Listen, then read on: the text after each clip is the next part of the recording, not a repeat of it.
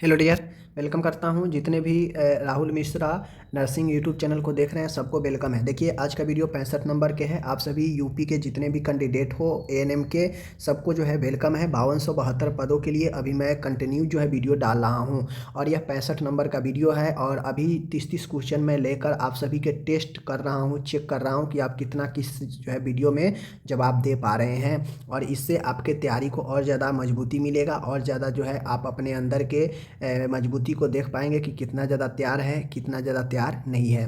तो आप लोग ज़रूर पढ़ें, थ्योरी पर फोकस करेंगे तो बेहतर रहेगा। थ्योरी के अलावा अगर आप ज़्यादा समय देंगे एमसीक्यू पर तो फिर दिक्कत होगा। ओके, तो आज का यह वीडियो 65 नंबर का वीडियो है। मैंने इससे पहले 64 तक वीडियो कर दिया है। आप सभी उत्तर प्रदेश एएनएम की तैयारी करने वाले 5272 पदों के लिए जो लोग अप्लाई किए हो, ठीक है। तो चलिए आज हम लोग यहाँ पे बहुत ही अच्छा 30 प्रश्न देखेंगे टेस्ट के तौर पर। आप लोग जवाब दीजिएगा, बताइएगा कि कितना सही जवाब दिए हैं, ठीक है। चलिए करते हैं यहाँ पे हम लोग शुरू। प्रश्न है आपके सामने में है। प्रश्न कहता है लाइपेज का संबंध किससे है। देखिए पहला प्रश्न है लाइपेज के बारे में पूछ रहा है। तो लाइपेज एक आपका एंजाइम है, ठीक है, जो कि सीक्रेट होता है। और लाइपेज जो है आपके फैट के डाइजेशन में, प्रोटीन के डाइजेशन में, कार्बोहाइड्रेट के डाइजेशन में, विटामिन के डाइजेशन में संबंध रखता है। किससे संबंध रखता है? तो लाइपेज जो है वह फैट के डाइजेशन से संबंध रखता है। ओके, दूसरा क्वेश्चन है निम्न में से ह्यूमन बॉडी में पाए जाने वाले सबसे छोटी हड्डी कौन सी है। आपको पता है फीमर सबसे बड़ी हड्डी है, स्टेपिज कान की हड्डी है, क्लेविकल जिसे ब्यूटी बोन कहते हैं और फ्रंटल जो कि ललाट होता है। ओके, तो शरीर के सबसे छोटी हड्डी का बात करेगा तो स्टेपिज कान का और सबसे बड़ा बात करेगा तो फीमर होगा। ओके, आगे है तीसरा क्वेश्चन है ह्यूमन बॉडी में पाए जाने वाली जो कुफर सेल होता है बॉडी के किस अंग में पाई जाती है। तो माय डियर, कुफर सेल जो होता है यह बॉडी के किस अंग में पाए जाते हैं? हार्ट में, लीवर में, किडनी में, छोटी आंत में। तो मैं बता दूं कुफर जो सेल होता है, तो ये मैं बता दूं कि जो कुफर सेल होता है यह कुफर कोशिकाएं आपको जो है कहाँ पे मिलता है? यकृत में, लीवर में मिलता है। ओके, आगे बढ़। 4 नंबर का क्वेश्चन है यहाँ पे मानव रक्त में पाए जाने वाले जो आरबीसी है ये किस नाम से जानते हैं। आपको पता है ब्लड में जो है आपको जो ब्लड है, ब्लड में आपको घटक होते हैं आरबीसी, डब्ल्यूबीसी एंड प्लेटलेट, ये 3 घटक होते हैं। तो आरबीसी का नाम पूछ रहा है, ल्यूकोसाइट, एरिथ्रोसाइट, प्लेटलेट और जर्म सेल्स। तो आरबीसी का दूसरा नाम क्या होता है? आरबीसी का दूसरा नाम ऑप्शन नंबर बी एरिथ्रोसाइट, ठीक है। कमेंट करके बताइए ल्यूकोसाइट किसका नाम है। ओके, 5वां क्वेश्चन है निम्न में से घरेलू स्तर पर जल का शुद्धिकरण जो किया जाता है वह किस विधि से किया जाता है? बॉयलिंग से, फिल्टर से, महीन कपड़ों से छानकर, उपरोक्त सभी।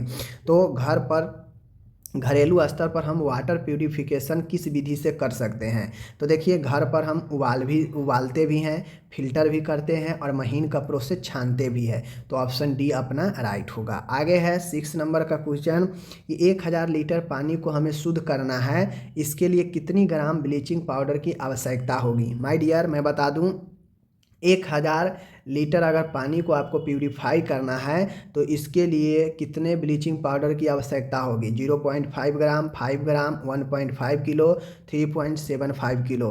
तो मैं बता दूं कि ब्लीचिंग पाउडर के बारे में पूछेगा तो राइट आंसर 5 ग्राम होगा, ठीक है, 5 ग्राम। ओके, आगे बढ़ते हैं। 7वां क्वेश्चन है एक प्राइमरी हेल्थ केंद्र की जो है स्थित होता है, एक प्राथमिक स्वास्थ्य केंद्र स्थित होता है कहाँ पे, कितने पे स्थित होता है? 1000 से 1200 की जनसंख्या पर, 8000 से 10,000 की जनसंख्या पर, 80,000 से 1,20,000 की जनसंख्या पर, 20,000 से 30,000 की जनसंख्या पर। तो जो पीएचसी होता है, प्राइमरी हेल्थ के सेंटर जो होता है, यह जो है आपके 20 से 30,000 के जनसंख्या पर होता है। 20,000 पर्वतीय आदिवासी क्षेत्र में, 30,000 मैदानी क्षेत्र में। ओके, आगे बढ़ते हैं। आगे है 8 नंबर क्वेश्चन कि निश्चित भूभाग में रहने वाले लोगों का समूह जिसमें फीलिंग ऑफ बी यानी हम की भावना पाई जाती है क्या कहलाता है? माय डियर, किसी निश्चित भूभाग में जो रहने वाले समूह होते हैं उनको हम लोग क्या कहते हैं? जिसमें फीलिंग ऑफ बी पाया जाता है, समुदाय, परिवार, नेशन, वर्ल्ड। तो मैं बता दूं आपको यहाँ पे कि निश्चित भूभाग में जो रहने वाले होते हैं उसमें जिसमें फीलिंग ऑफ बी पाई जाती है उसे हम लोग समुदाय कहते हैं, ऑप्शन ए। ओके, आगे बढ़ते हैं। 9 नंबर का क्वेश्चन है निम्न में से कम्युनिकेबल डिजीज का एग्जाम्पल है। कहने का मतलब है कम्युनिकेबल मतलब होता है संचारी, जो एक से दूसरे में फैलने वाला हो, ठीक है। तो कम्युनिकेबल डिजीज का एग्जाम्पल कौन है? ट्यूबरकुलोसिस, क्षय रोग, हृदय विफलता, heart failure, haemophilia and cancer. My dear, मैं बता दूं कि कम्युनिकेबल डिजीज का जो इनमें एग्जाम्पल है tuberculosis, heart failure, haemophilia, cancer. तो देखिए जो फैलने वाला रोग है, हार्ट फेलुअर नहीं है, हीमोफीलिया भी नहीं है, कैंसर भी नहीं है। ट्यूबरकुलोसिस ये आपको फैलता है या एक से दूसरे में संचार होता है। आगे है 10 नंबर क्वेश्चन है, देख सकते हैं यहाँ पे 10 नंबर है, निम्न में से कंट्रासेप्शन का टेम्पोररी मेथड नहीं है। कंट्रासेप्शन मतलब गर्भ निरोधक का अस्थायी विधि नहीं है। कौन नहीं है? अस्थायी विधि नहीं मतलब परमानेंट विधि है। कौन? प्रोजीस्टर्ट एंड छाया नॉन स्केल्पल वेस्कोटोमी, जिसे एनएस भी कहते हैं, एंड अंतरा। तो देखिए मैं बता दूं, चाहे वो प्रोजीस्टर्ट हो, छाया हो या अंतरा हो, ये सब दवाई का एक रूप है। तो दवाई परमानेंटली काम नहीं करता है, ठीक है। लेकिन ये जो सर्जरी वाला है एनएस भी, नॉन स्केलेपल वेस्कोटोमी, यह परमानेंटली जो है अस्थायी होता है, ठीक है। 11 क्वेश्चन है यहाँ पे, निम्न में से कौन सा हेल्थ डे 25 अप्रैल को सेलिब्रेट किया जाता है? आप लोग कमेंट करके बताइए कि विश्व स्वास्थ्य दिवस, world AIDS day, world cancer day, world malaria day. तो 25 अप्रैल को क्या सेलिब्रेट किया जाता है? कमेंट करके आप लोग बताइए। ओके। 12 क्वेश्चन है, इंडिया में HIV का फर्स्ट केस कब पाया गया? माय डियर, इंडिया में HIV का फर्स्ट केस तमिलनाडु में पाया गया 1957, 81, 85, 86। तो जो फर्स्ट केस है वो अपन जो मिला वो 1986 में, option D. Okay. 13 number question है, विश्व की कितनी जनसंख्या भारत में निवास करती है? टोटल 100% में से कितनी जनसंख्या जो है भारत में निवास करती है? तो लगभग देखा जाए 7%, लगभग 12%, लगभग 17, लगभग 22। तो देखिए लगभग 18% के आसपास जो है पूरे विश्व का जनसंख्या हमारे देश में निवास करता है। तो ऑप्शन नंबर सी आंसर, लगभग 17। ओके। निम्न में से सबसे सुपीरियर वर्टेब्रा कौन सा है? सबसे सुपीरियर वर्टेब्रा कौन है? Cervical, thoracic, lumbar, sacral. तो मैं बता दूं सबसे सुपीरियर वर्टेब्रा इनमें से cervical vertebra, option A right. Okay. 15 number है, गैस्ट्रिक रस, गैस्ट्रिक जूस का पीएच मान के बारे में क्या सही है? माय डियर, गैस्ट्रिक जूस के बारे में पीएच के बारे में पूछ रहा है कि क्या सत्य है। इसका पीएच अम्लीय होता है, इसका पीएच क्षारीय होता है, कभी अम्लीय कभी क्षारीय, कुछ नहीं कहा जा सकता है। मैं बता दूं जो गैस्ट्रिक जूस होता है इसका पीएच के बारे में जो सत्य है, यही सत्य है कि यह अम्लीय होता है, इसका जो पीएच है वो एसिडिक होता है, ठीक है। 60 नंबर का क्वेश्चन है, एक हेल्दी एडल्ट में जल की मात्रा कितनी होती है? तो एक हेल्दी, एक स्वस्थ में एडल्ट में जो जल की मात्रा होती है, बॉडी का 2%, बॉडी वेट का 10, बॉडी वेट का 60%, बॉडी वेट का 95%। तो जल की जो मात्रा होती है पूरे बॉडी वेट का 60%, ऑप्शन सी, ठीक है। आगे बढ़ते हैं। 70 नंबर है, एक स्वस्थ वयस्क मानव में मस्तिष्क का लगभग वजन कितना होता है? माय डियर, एक स्वस्थ व्यक्ति में हमें मस्तिष्क का वजन पूछ रहा है लगभग कितना होता है, ठीक है। तो बॉडी वेट का 2%, बॉडी वेट का 10%, बॉडी वेट का 60%, बॉडी वेट का 95%। तो राइट आंसर अपन बॉडी वेट का 2%। कैसे? किसी का अगर 60 kg वजन है तो इसका 2% आप निकालिएगा, इससे ही कट गया 2 पंचे 10, ठीक है। 6 में 5 से भाग दीजिए तो ये हो जाएगा आपका 5 एक कम 5 और ये हो जाएगा 5 दूना 10, लगभग 1200 ग्राम, ठीक है। तो हम लोग जानते हैं कि लगभग 1200 से 1300 ग्राम जो है होता ही है ब्रेन का वजन, ठीक है। आगे है 18 नंबर है, निम्न में से संक्रामक बीमारी का उदाहरण नहीं है। इसमें से संक्रामक बीमारी कौन नहीं है ये पूछ रहा है। ट्यूबरकुलोसिस है, लेप्रोसी नहीं है, दस्त रोग संक्रामक जो है आपका, सॉरी देखिए यहाँ पे ट्यूबरकुलोसिस संक्रामक है, लेप्रोसी संक्रामक है, डायरिया संक्रामक है, लेकिन डायबिटीज नहीं है, ठीक है। तो अपन डायबिटीज राइट आंसर होगा। ओके। 90 नंबर क्वेश्चन है, मानव शरीर में कैंसर किस प्रकार फैलता है? मानव के बॉडी में कैंसर जो है कैसे फैलता है? तो देखिए त्वचा से कभी नहीं फैलता है, यह लिम्फेटिक सिस्टम से बिल्कुल फैल सकता है और रक्त के माध्यम से एक जगह से दूसरे जगह स्प्रेड कर सकता है। तो ये बातें बी और सी, अपन डी ऑप्शन राइट है। ओके। आगे है 20 नंबर का क्वेश्चन है, यदि BCG वैक्सीन को जन्म के समय नहीं दिया गया हो, एट बर्थ नहीं दिया गया हो, तो किस एज तक दिया जा सकता है? देखिए BCG वैक्सीन अगर जन्म के समय नहीं दिया गया हो तो हम जो है कोशिश कब तक कर सकते हैं देने के लिए, 6 सप्ताह, 6 महीने, 12 महीने या जीवन में कभी भी। तो देखिए BCG वैक्सीन अगर किसी कारण से जन्म के समय नहीं पड़ा है तो आगे 1 साल तक जो है हम उसको दे सकते हैं, दिया जा सकता है, ठीक है। 21 है, निम्न में से cardiovascular related non communicable disease है। देखिए क्वेश्चन कितना अच्छा पूछा है। निम्न में से कार्डियोवास्कुलर मतलब समझ रहे हैं कि हृदय से संबंधित रोग, हृदय से संबंधित रोग निम्न में से कौन है जो नॉन कम्युनिकेबल हो कार्डियोवास्कुलर लेकिन नॉन कम्युनिकेबल मतलब एक से दूसरे में फैलने वाला ना हो। CAD, CVA, diabetes mellitus, asthma. देखिए तो मैं बता दूं कि नॉन कम्युनिकेबल तो आपका डायबिटीज मेलाइटिस भी है, CVA भी है और CAD भी है, ठीक है। नॉन कम्युनिकेबल ये भी है, ठीक है। लेकिन मैं बता दूं यहाँ पे पूछ रहा है कार्डियोवास्कुलर, तो अस्थमा श्वसन का बीमारी है, नहीं होगा।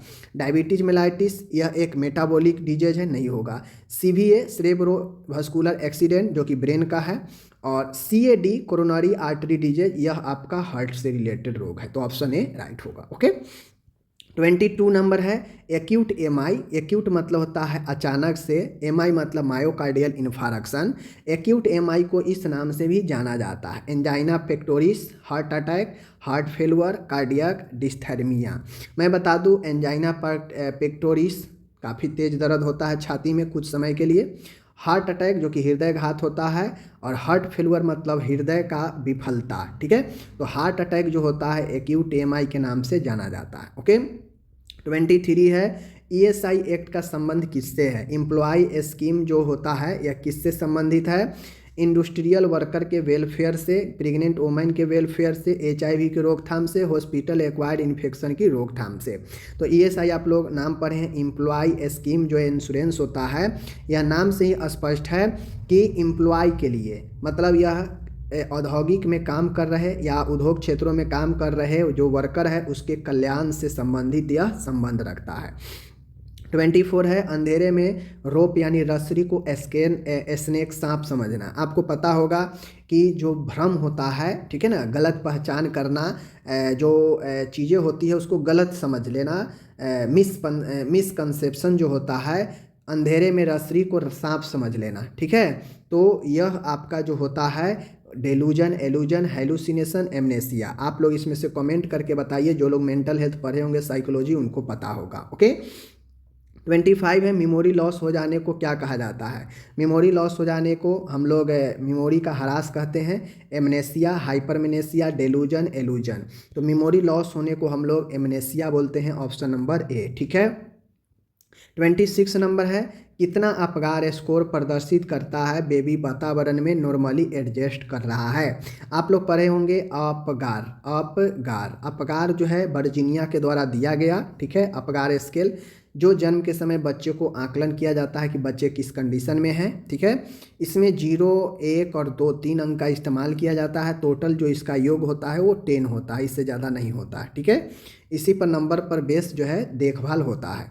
तो बेबी वातावरण में नॉर्मली सामंजस्य कर रहा है, यह कितना दर्शाता है, 3 से 6, 4 से 8, 8 से 10, 12 से 14। सबसे पहले 12 से 14 तो होगा नहीं क्योंकि 10 से ज़्यादा नंबर अपगार में होता नहीं है, ठीक है। रही बात 3 से 6 होगा तो यह बहुत गड़बड़ है, 4 से 8 जो है होगा नहीं इतना, ठीक है। तो इसका राइट आंसर 7 से 10 होगा या फिर 8 से 10, ऑप्शन में देख लेना है क्या दिया है। तो अपना ऑप्शन सी है नॉर्मल के तौर पर। ओके आगे बढ़ते हैं, यहाँ पे देख सकते हैं आप लोग, बहुत अच्छा क्वेश्चन है। एक 2 वर्ष के बालक की रिस्पायरेशन रेट यानी श्वसन दर एक वयस्क की तुलना में क्या होगा। एक 2 साल का बच्चा है उसका श्वसन दर एक वयस्क के तुलना में क्या होगा, कम होगा, अधिक होगा, बराबर होगा, कुछ भी कह नहीं सकते हैं। देखिए 2 वर्ष के जो बालक होता है उसका रिस्पायरेशन रेट एडल्ट के तुलना में अधिक होता है, ज़्यादा होता है। देखते होइएगा बच्चा जल्दी जल्दी श्वसन करता है, तो ही चीज़ें हैं, बच्चा का अधिक होगा श्वसन, ठीक है। 28 है हाइपोगलसेमिया से क्या, हाइपो मतलब होता है कम, मैं कितना बार बता चुका हूँ, और ग्लाइसेमिया का मतलब होता है ग्लूकोज, ठीक है, ध्यान रखिएगा, यानी ग्लूकोज का लेवल कम होना। ब्लड शुगर का निर्माण होना, बॉडी में टेम्परेचर सामान्य से कम होना, बॉडी शुगर लेवल सामान्य से अधिक होना, बॉडी शुगर लेवल सामान्य से कम होना। तो हाइपोग्लाइसेमिया जो ग्लूकोज को बताता है वही शुगर है, तो सामान्य से कम होगा तो उसे हाइपोग्लाइसेमिया कहते हैं। ठीक है। 29 नंबर अच्छा क्वेश्चन है। निम्न में से मेंस्ट्रुअल साइकिल स्रावी अवस्था सेक्रेटरी फेज के बारे में क्या सत्य है? ठीक है, मासिक चक्र के स्रावी अवस्था का बारे में क्या सत्य है? देखिए, यह मेंस्ट्रुएशन के साथ स्टार्ट हो जाती है तथा ओवुलेशन के साथ समाप्त हो जाता है। इस फेज के दौरान योनि से ब्लीडिंग होता है। इस फेज के दौरान ब्रेस्ट सुडौल हो जाता है। यह फेज ओवुलेशन के तुरंत बाद स्टार्ट हो जाता है। तो आज हम ऐसा प्रश्न आप सभी के लिए रखते हैं, इसका राइट आंसर बताइए कि मेंस्ट्रुएशन साइकिल की स्रावी अवस्था के बारे में ट्रू क्या है। इन चारों में आप लोग कमेंट कीजिए। 30 नंबर और आज का आखिरी यहाँ पे क्वेश्चन है, निम्न में से मादा युग्मक क्या है? ध्यान दीजिएगा, हड़बड़ा के आंसर मार देता है, वहीं पे गलत हो जाता है। मादा युग्मक, ये हमसे नहीं पूछा है कि मादा और नर के युग्मक क्या होगा, ये नहीं पूछा है। सिर्फ मादा का युग्मक क्या होता है? Sperm, ovum, fertilisation, embryo. देखिए, जब मादा और नर का युग्मक पूछेगा तो निषेचन। सिर्फ मादा का युग्मक पूछ रहा है तो वह मादा में अंडा पाया जाता है, और अगर नर का पूछता तो नर में स्पर्म होता है, और ये भ्रूण तो जो है निषेचन के बाद बनता है। ठीक है। तो इस प्रकार से आज का यहाँ पे 30 क्वेश्चन समाप्त होता है। उम्मीद है आप लोग जो है पूरे वीडियो को अच्छे से देखे होंगे, और अगर अच्छे से पूरे वीडियो को आप लोग देख ले हैं तो आप लोग कमेंट करके ज़रूर बताएं कि इन 30 प्रश्न में से कितना आप सही कर पाए हैं, कितना आप गलत कर पाए हैं ईमानदारी से। ठीक है। बाकी हम लोग मिलते हैं अगले वीडियो में। अपना ख्याल रखिएगा। धन्यवाद।